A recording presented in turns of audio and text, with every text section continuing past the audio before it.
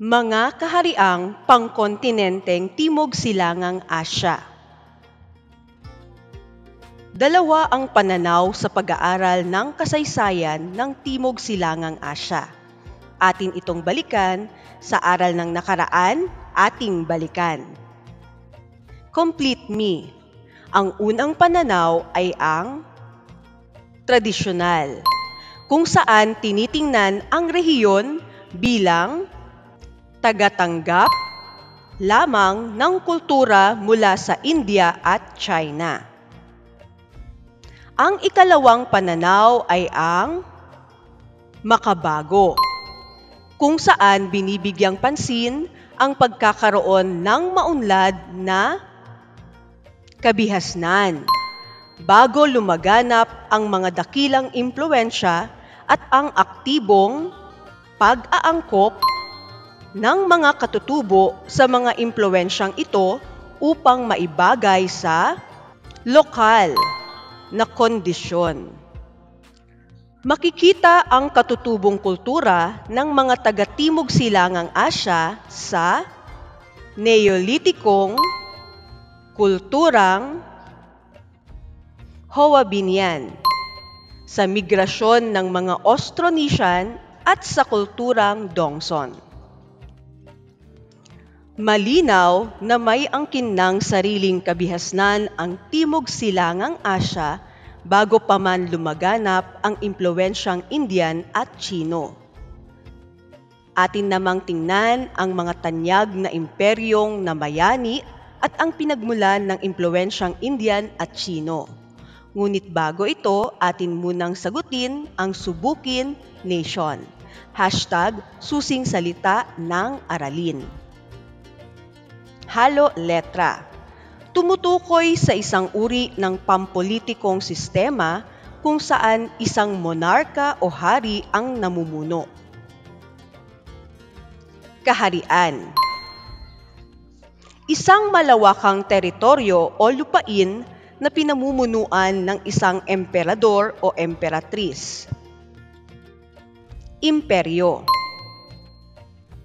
Tumutukoy sa pamumuhay na kinagawian at pinipino ng maraming pangkat ng tao.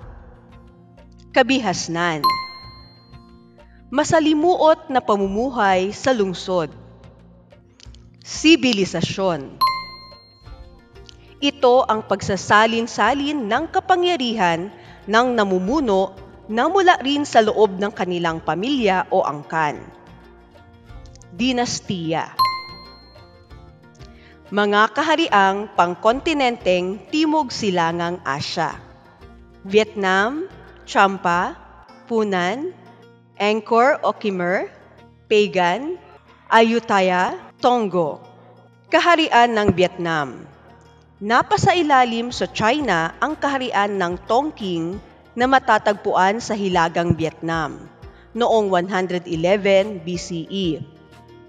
Lumaya ang mga Vietnamese mula sa kapangyarihang Chino noong 939 CE. Bandang ika-15 siglo, nasakop ng mga Vietnamese ang kaharian ng Champa na nasa timog at gitnang bahagi ng Vietnam.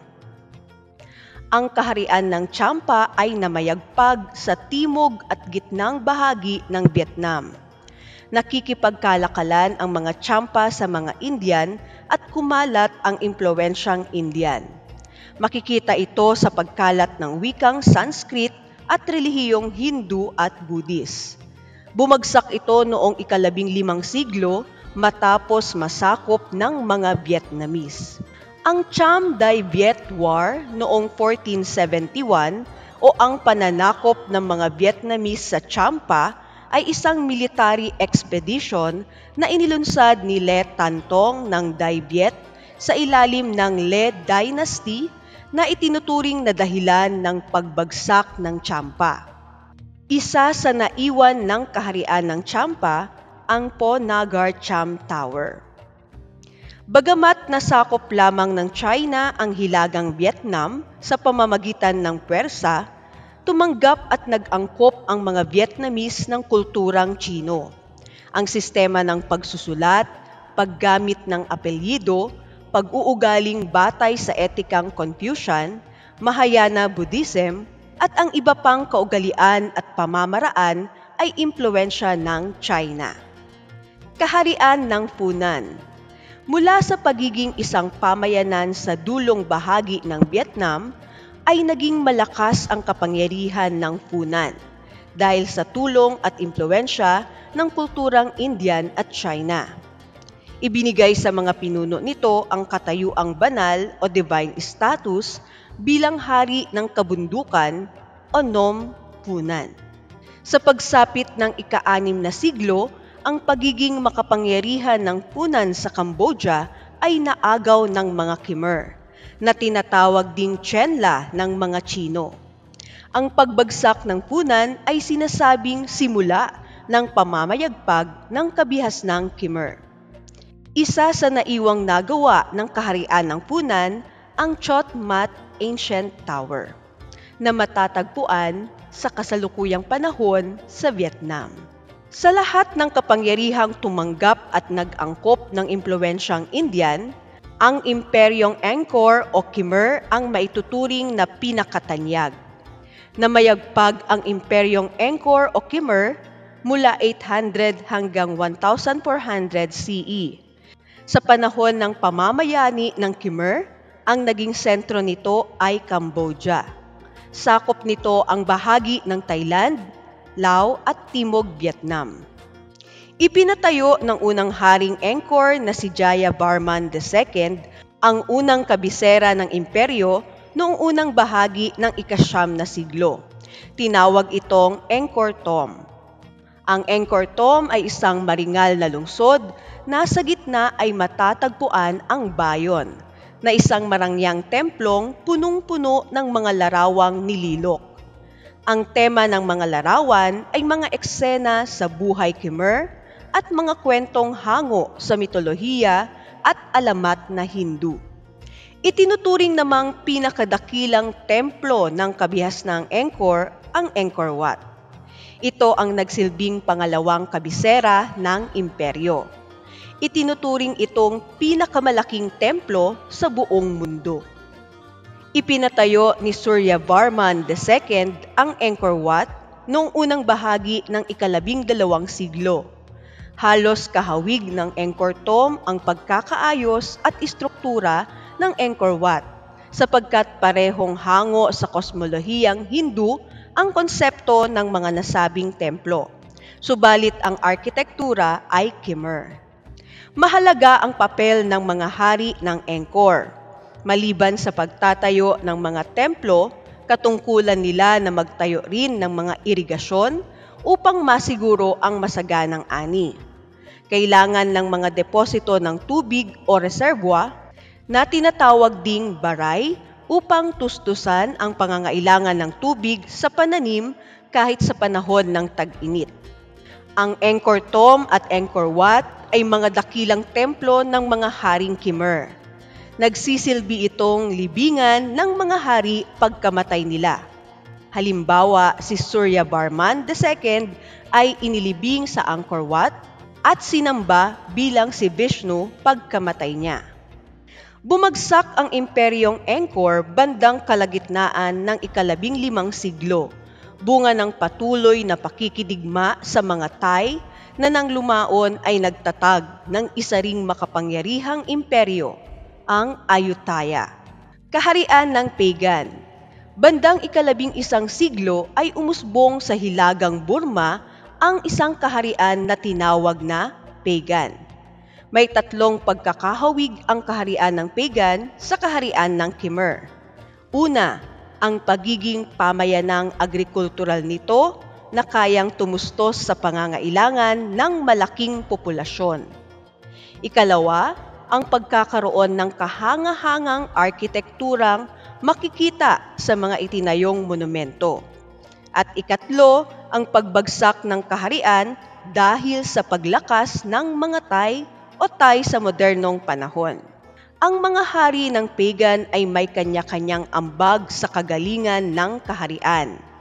Ang unang hari ng Pagan na si Anarata ang pinaniniwalaang nagpalawak ng teritoryo. Isa sa mahalagang hari ng pagan ay si Khayanzita. Itinayo niya ang Srezigon Stupa at Nanda Temple. Humina at bumagsak ang pagan sa pagpasok at pamamayagpag ng mga Thai. Sa pagtatapos ng pagan, nakilala ang isang malakas na imperyo sa bahagi ng kasalukuyang Thailand.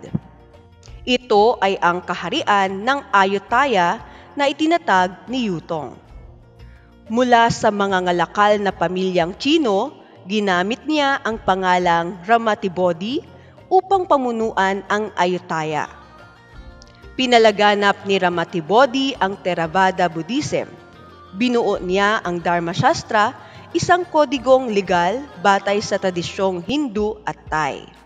Ito ang naging batayan ng batas sa Thailand hanggang sa ika-19 na siglo. Sa panahon din niya, napasailalim pansamantala ang Angkor sa Ayutthaya. Ang kaharian ng Ayutthaya ay mayroon pa ring pamana hanggang sa kasalukuyang panahon. Ito ay makikita sa mga monumento at templong ipinatayo ng mga hari sa pamamayagpag ng nasabing kaharian. Sa patuloy na pakikipagdigma sa Burma ang dahilan ng pagwawakas ng pamamayagpag ng kaharian ng Ayutthaya. Ang dinastiyang Tonggo naman ang nagaharing dinastiya sa Burma o Myanmar mula kalagitnaan ng ika-16 na siglo hanggang 1752. Ang mga unang hari nito na sina Tabin Shweti at Bayin Naung ay matagumpay na napagsama-sama ang kaharian ng pagan noong 1287. Sa rurok ng pamamayagpag ng dinastiyang Tonggo, tinagurian itong pinakamalaki at pinakamalakas na imperyo sa kasaysayan ng Timog Silangang Asya. Ngunit ito ay bumagsak 18 taon pagkatapos ng kamatayan ni Bayin Naung.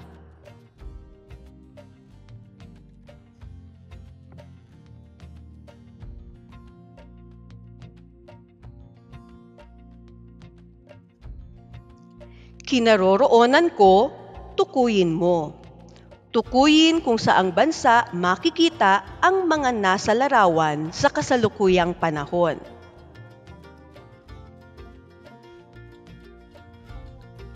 Ang Srezigon Stupa ay makikita ngayon sa Myanmar. Ang Po Nagar Cham Towers ay makikita ngayon sa Vietnam. Ang Wat Prasisan Pet ay makikita naman sa Thailand. Ang Chot Mat Ancient Tower ay sa Vietnam. Ang Angkor Wat ay makikita ngayon sa Cambodia. Kaninong kaharian ako? Tukuyin kung anong kaharian ang nag-iwan ng mga nasabing kahanga-hangang istruktura. Ang Srezigon Stupa ay pamana ng kahariang pagan. Ang Po Nagar Cham Towers ay pamana naman ng kaharian ng Cham. Ang Wat Prasisan Pet ay pamana ng kaharian ng Ayutthaya. Ang Chot Mat Ancient Tower ay pamana naman ng kaharian ng Hunan. At ang Angkor Wat ay pamana naman ng kaharian ng Angkor o Khmer.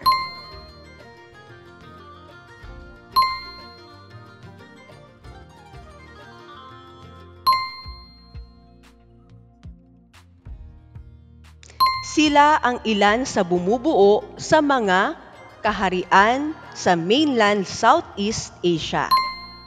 Simulan ko, tapusin mo.